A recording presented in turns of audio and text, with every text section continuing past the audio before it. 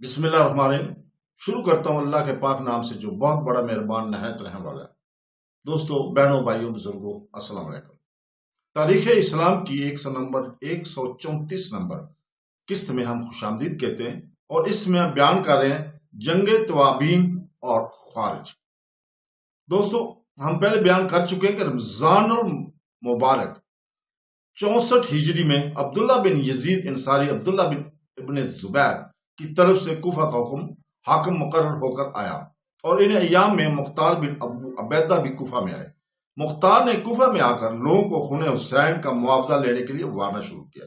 لوگوں نے کہا کہ ہم تو پہلے ہی اس کام کے لیے سلمان بن سرو کے ہاتھ پر بیعت کر چکے ہیں، لیکن ابھی اس کام کے لیے مناسب موقع نہیں آیا۔ مختار نے کہا کہ سلمان ایک پست ہمت آدمی ہے، وہ لڑائی سے جی چراتا ہے۔ مجھ کو امام مہدی محمد بن الحنفیہ برادر حسین رضی اللہ تعالیٰ نے اپنا نائب بنا کر بھیجا ہے، تم لوگ میرے ہاتھ پر بیعت کرو اور خون حسین کا معاوضہ ان کے قاتلین سے لے لو۔ لوگ یہ سن کر مختار کے ہاتھ پر بیعت کرنے لگے۔ یہ خبر جب عبداللہ بن یزید کو کوفی کو پہنچی تو انہوں نے اعلان کیا کہ مختار اور اس کے معاونین اگر خون حسین کا بدلہ قاتلین حسین سے لینا چاہتے ہیں تو اس کا نام بھی ہم بھی ان کی مدد کرنے کو تیار ہیں، لیکن اگر وہ کوئی کارروائی ہمارے خلاف کرنے کا عزم رکھتے ہیں تو ہم ان کا مقابلہ کر کے ان کو قرار واقعی سزا دیں گے۔ اس اعلان کا اثر یہ ہوا کہ سلمان بن سرو اور اس کے ہمراہیوں نے علانیہ ہتھیار خریدنے شروع کر دیا اور جنگ کی تیاری میں مصروف ہو گئے، اور یکم ماہ ربیع الثانی سن 65 ہجری کو سلمان بن سرو نے کوفہ سے نکل کر مقام نخلیہ میں قیام کیا اور 17,000 آدمی اس کے گرد جمع ہو گئے۔ عبداللہ بن یزید گورنر کوفہ نے مخالفت نہیں کی۔ مختار چونکہ ایک الگ اپنی جماعت کے تیار کرنے میں مصروف تھا، حالانکہ مقصد سلمان بن سرو کا بھی یہی تھا جو مختار ظاہر کرتا تھا، لہذا بعض شرفاء کوفہ کی تحریک سے عبداللہ بن یزید نے مختار کو پکڑ کر قید کر لیا۔ سلمان بن سرو 5 ربیع الثانی کو نخیلہ کا 17,000 کی جماعت کے ساتھ حدود شام کی طرف روانہ ہوا۔ روانگی کے وقت عبداللہ بن سعد بن نفیل نے سلمان سے کہا کہ قریباً تمام قاتل حسین تو کوفہ میں موجود ہیں، ان کو چھوڑ کر اور کہاں قاتلین حسین کو تلاش میں جا رہے ہو؟ سلمان بن سرو نے کہا کہ یہ لوگ تو سپاہی تھے جن کو حکم دینے والا سردار ابن زیاد تھا، لہذا اصل قاتل وہی ہے اور سب سے پہلے ہم کو اسی کی گردن مارنی چاہیے۔ اس سے فارغ ہو کر باقی لوگوں کو درست کرنا بہت آسان کام ہے۔ نہیلیہ سے روانہ ہو کر یہ لوگ کربلا پہنچے۔ وہاں مقتل حسین اور مدفن حسین پر جس میں حضرت حسین رضی اللہ تعالیٰ کی لاش بے سر مدفون تھی خوب دھوئے اور ایک دن رات قیام کرنے کے بعد روانہ ہوئے۔ کوچ و مقام کرتے ہوئے عین الوردہ کے مقام پر پہنچ کر خیمہ زن ہوئے۔ ان لوگوں کو خبر سن کر عبداللہ بن زیاد نے جو موصل میں بحیثیت گورنر موصل کے مقیم تھا، حسین بن نمیر کو 12,000 فوج دے کر مقابلہ کے لیے روانہ کیا۔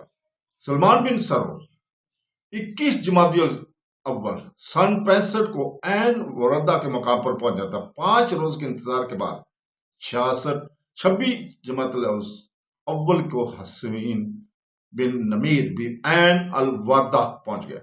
اس روز لڑائی شروع ہوئی۔ شام تک کی لڑائیوں میں شامیوں کو سخت نقصان اٹھانا پڑا، لیکن رات نے حائل ہو کر ان کے ان کو پردہ رکھ لیا۔ اگلے دن صبح کو 8,000 کا ایک کمکبی لشکر شامیوں میں اور ملا، اور ابن زیاد نے بھیجا تھا۔ آج بھی نماز فجر کے وقت مغرب تک خوب زور و شور کی لڑائی جاری رہی اور کوئی فیصلہ نہ ہوا۔ رات دونوں لشکروں نے امید وہم میں بسر کی۔ صبح ہوتے ہی ابن زیاد کو بھیجا ہوا 10,000 کا ایک لشکر شامیوں کی مدد کے لیے آ گیا، اور صبح سے شام تک لڑائی جاری رہی، لیکن سلمان بن سرو اور تمام بڑے بڑے سرداروں کوفیوں کے کام آئے۔ یہ بہت ہی تھوڑے سے آدمی باقی رہ گئے۔ بقیہ سردار اپنے بچے ہوئے آدمیوں کو لے کر رات کی تاریکی میں وہاں سے چل دیے۔ حسین بن نمیر نے ان کا تعاقب نہیں کیا۔ سلمان بن سرو اور اس کے ہمراہیوں کو توابین کے نام سے پکارتے تھے، یعنی ان لوگوں نے حسین رضی اللہ تعالیٰ کے ساتھ بے وفائی کر کے ان کو شہید کرانے کا جرم کیا، پھر اس سے طیب ہو کر تلافی کے در پہ ہوئے۔ اسی لیے جنگ عین الوردہ کو جنگ توابین بھی کہتے ہیں۔ یہ لوگ کسی سلطنت کی باقاعدہ فوج نہ تھے، بلکہ بطور خود جمع ہو کر ابن زیاد کے قتل کرنے کو گئے تھے اور خود بہت سے قتل اور تھوڑے سے بچ کر واپس آئے تھے۔ ادھر مقام عین الوردہ میں گروہ توابین مصروف جنگ تھا، ادھر بصرہ میں خوارج جنگ کی تیاریاں کر رہے تھے۔ حضرت عبداللہ بن زبیر کی طرف سے بصرہ کا گورنر عبداللہ بن حارث تھا۔ بصرہ اور بصرہ سے باہر کے خوارج کے مقام دولاب علاقہ حواز میں مجتمع ہو کر خروج کیا۔ عبداللہ بن حارث نے مسلم بن عبیس بن قریظ بن ربیعہ کو خوارج کی سرکوبی پر مأمور کیا۔ مسلم بن عبیس اپنا لشکر لے کر مقام دولاب میں پہنچا۔ خوارج نے نافع بن ارزق کو اپنا سردار اور سپہ سالار بنایا۔ ماہ جمادی ثانی سن 65 ہجری میں نافع بن ارزق اور مسلم بن عبیس کا مقابلہ دولاب میں ہوا۔ مسلم اور نافع دونوں سپہ سالار مارے گئے۔ اہل بصرہ نے مسلم کی جگہ حجاج باب کو اور خوارج نے نافع کی جگہ عبداللہ بن ماخوذ تمیمی کو سردار بنایا۔ بڑے زور کی لڑائی جاری تھی کہ اہل بصرہ کا امیر مارا گیا، انہوں نے حارث بن زید کو امیر بنایا۔ آخر خوارج کو فتح ہوئی اور حارث بن زید بقیہ لشکر لے کر بصرہ کے لیے روانہ ہوا۔ خوارج میں میدان میں دوست کو بصرہ کی طرف چلے۔